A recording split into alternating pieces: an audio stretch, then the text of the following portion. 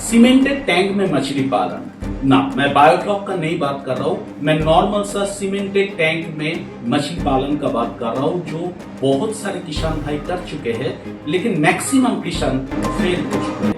इसके पीछे रीजन क्या है कि कौन सी मछली को हम लोगों को करना चाहिए था, टैंक का कैपेसिटी क्या रहना चाहिए था और टैंक का वाटर मेंटेनेंस हम कैसे करें, इन डिटेल्स में बात करेंगे और ढूंढने का कोशिश करेंगे कि सीमेंटेड टैंक में मछली पालन असल में सफल है या सब कुछ बकवास है।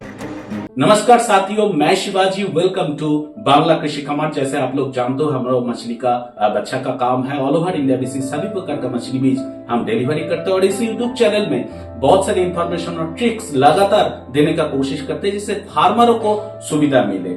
और मेरा लाइव प्रोग्राम भी इस चैनल में आता है। अगर मछली पालन में अगर आप इंटरेस्ट रखते हो तो हमारा चैनल सब्सक्राइब कर सकते हो। तो चलिए शुरू करते हैं आज का टॉपिक। स्पेसिफिकली मछली की कौन सी मछली को कैसे किया जाए, इसके ऊपर मैं इन डिटेल्स आगे जाके वीडियो बनाने का कोशिश करूंगा। आज कुछ जनरल इंफॉर्मेशन देने का कोशिश करूंगा, जो अवेयरनेस बिल्डअप करूंगा कि अवेयरनेस होना बहुत ही जरूरत है। ये अवेयरनेस की वजह से आप लोगों का सीमेंटेड टैंक का मछली पालन फेल हो चुका है। तो सबसे पहले मैं बात करूंगा, मोस्ट इंपॉर्टेंट थिंग है वो टैंक का कैपेसिटी। जी हाँ दोस्तों, छोटा छोटा टैंक बना के जो लोग सोचते हैं कि सीमेंटेड टैंक में मछली पालन हो सकता है, वो गलतफहमी आप दूर कीजिए। जी हाँ दोस्तों, टैंक का मिनिमम आपको कैपेसिटी यानी कि वाटर रखने का कैपेसिटी आपको रहेगा मिनिमम 1 लाख लीटर आप कैलकुलेट करके चलिए। वो जो 10,000 लीटर 20,000 लीटर हम बनाते हैं वो मछली पालन के लिए टैंक कल्चर में सफल नहीं है। उसके पीछे साइंटिफिक रीजन क्या क्या है मैं इन डिटेल्स आगे जाके बात करने का कोशिश करूंगा दूसरे कोई वीडियो में। लेकिन सिंपल सी बात है, आपको 1 लाख लीटर का टैंक बनाना जरूरी है। जी हाँ दोस्तों, इसका मतलब यह है कि ये इन्वेस्टमेंट प्रोजेक्ट है, ये इतने सस्ता से नहीं बन सकता। तो मिनिमम आपको जो टैंक कैपेसिटी वो 40 फीट बाई मोटा मोटी मान के चलिए 25 फीट या 35 to 25 स्क्वायर फीट के हिसाब से आप रख सकते हो। ध्यान में रखिएगा दोस्तों, 3 फीट पानी हो सकता है, 3.5 फीट पानी रह सकता है।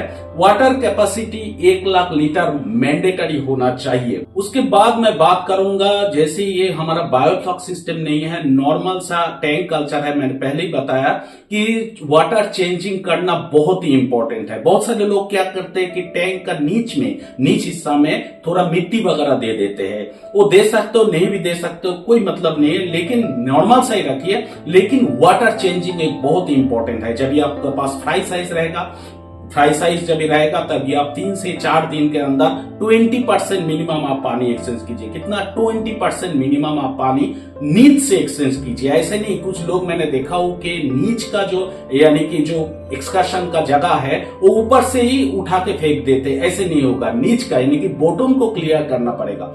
तो आपको क्लियर 20% मिनिमम आपको क्लियर करना है। जब भी आपको पास फ्राई साइज का यानी कि धानी साइज से थोड़ा बड़ा के साइज आपके पास जब भी रहेगा, फिंगरलिंग ईयरलिंग जब भी होते जाएगा तभी 3 से 4 दिन में जो आप वाटर एक्सचेंज कर रहे हो वो वाटर एक्सचेंज का टाइमिंग और भी कम होते जाएगा, यानी कि 1-2 दिन में हो सकता है। उतना बड़ा जब भी ग्रो आउट का टाइम होगा तभी हर डे प्रतिदिन आपको वाटर एक्सचेंज करना है। 20, 30, 40% भी जा सकता है अकॉर्डिंग टू वेदर कंडीशन। तो वाटर एक्सचेंज बहुत ही एक इंपॉर्टेंट चीज है।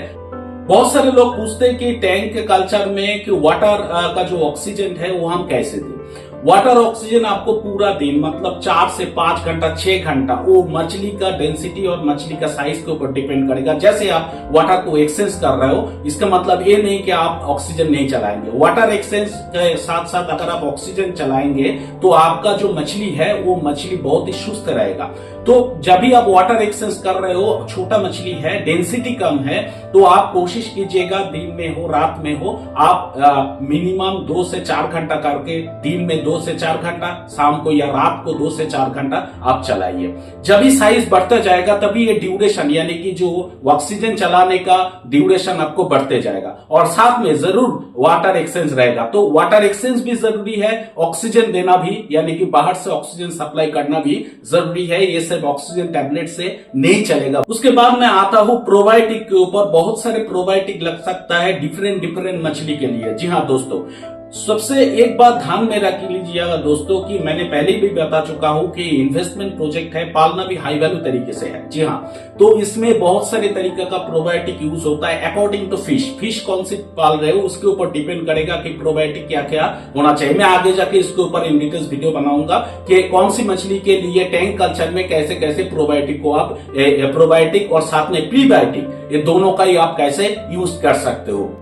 और सबसे मोस्ट इंपॉर्टेंट थिंग मैं बात करूंगा वैरायटी ऑफ फिश। जी हाँ दोस्तों, बहुत सारे लोग समझते हैं कि कौन सी मछली को डालें, तो मैक्सिमम मैंने देखा हो जितना सारा फेलियर हो चुका है, जितना सारा प्रोजेक्ट तो आईएमसी करने का कोशिश किया, यानी कि रोहू कतला मृगल कॉमन कास्ट ये सारे मछली को टैंक में पालने का कोशिश किया, जो जैसी बात है वो 100% फेलियर ही होगा। चाहे आप बायोफ्लॉक सिस्टम लगा दो, चाहे आप क्या बोलते हैं इसको सीमेंटेड टैंक लगा दो।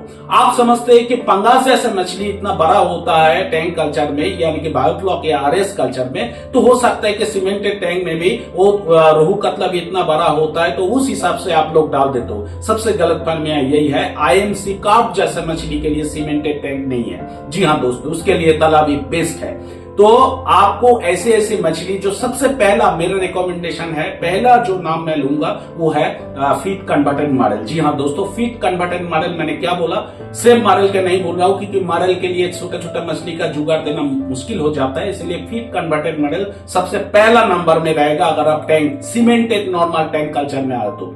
उसके बाद आप सिंगी कर सकते हो, देसी मागुर one of the best example, देसी मागुर आप कर सकते हो। ये 2-3 चीज और साथ में थोड़ा बहुत पंगास आप कर सकते हो अकॉर्डिंग टू आपका वाटर सिचुएशन। तो वैरायटी ऑफ फिशेस एक मोस्ट इंपॉर्टेंट थिंग है, तो आपको ये ध्यान में जरूर रखना है कि कौन कौन सी मछली को रखना चाहिए, कौन कौन सी मछली को नहीं रखना चाहिए।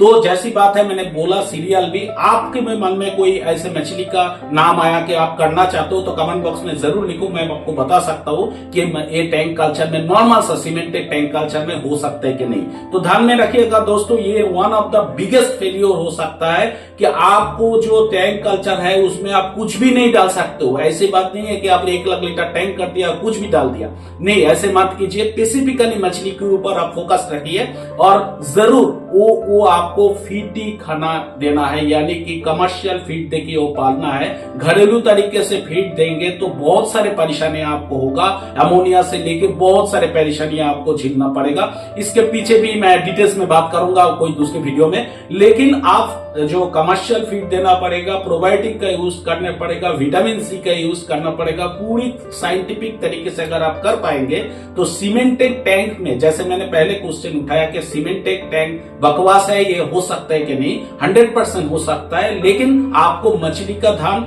1 लाख लीटर टैंक और साथ में आपको फीड, प्रोबायोटिक, प्रीबायोटिक और विटामिन सी सब कुछ मैनेज करके, ऑक्सीजन सप्लाई, वाटर एक्सचेंज सब कुछ मैनेज करके आपको चलना है, तभी आपका प्रोजेक्ट प्रॉफिट हो सकता है। अदरवाइज आपका प्रोजेक्ट प्रॉफिट नहीं होगा। आप टैंक बनाएंगे, कुछ दिन बैंक टैंक आपको डिस्ट्रॉय करना पड़ेगा, फालतू का प्रोजेक्ट देखते बहुत पैसा आपका चला जाएगा। तो बेटर है आपका अगर नॉर्मल सा पॉन्ड वगैरह है उसको लाइनर बिछा के आप पालन कीजिए, और आपके पास जगह छोटा है लेकिन मिनिमम 1 लाख लीटर करके आप पालन कीजिए, और स्पेसिफिकली मछली को सिलेक्ट करके आप कीजिएगा। उल्टा सीधा इधर उधर यूट्यूब देख के आप मत शुरू कीजिएगा। कोई भी एक्वाकल्चर जो कंसल्टेंट होता है उसके साथ डिस्कस करके ये प्रोजेक्ट आप शुरू कीजिएगा। उम्मीद है मैं छोटा सा एक अवेयरनेस बिल्डर देने का कोशिश किया, आगे जाके मैं इन डिटेल्स इसके ऊपर वीडियो बनाने का कोशिश करूंगा, कौन कौन सी मछली को कैसे पालना चाहिए सीमेंटेड टैंक में। तो देखते रहिए बांग्ला कृषि खबर, अच्छे लगे तो सब्सक्राइब जरूर कर देना। नमस्कार।